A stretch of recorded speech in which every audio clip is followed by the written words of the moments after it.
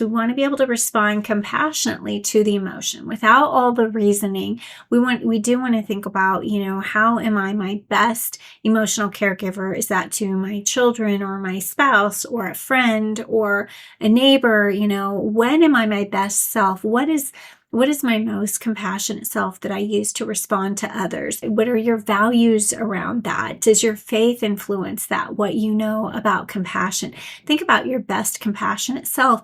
And that's how we want to respond to these emotions. Again, not going into all the stories or the words, but really responding to our emotions with compassion, and then being able to choose our actions, our outward actions in response to our emotions. So when we do this, when we feel into the body and we just meet it with compassion, then we're at a place where we've created space between the stimulus and our response. So the stimulus being the thing that created the emotion, and our response, the way we respond to it. So whenever we're interrupting patterns, this space between stimulus and response is huge. Is huge. It's very valuable because that gives us the pause to be able to choose. And so we've all said and done things in anger, or sometimes in grief or in fear, that don't really align with our core values. And so we want to be able to create this distance between stimulus and response so that we can choose, how am I going to care for myself through this emotion?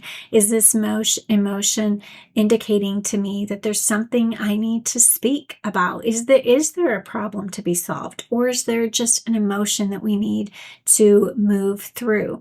And so when we can deliberately choose new responses to those emotions, then we start to really create change.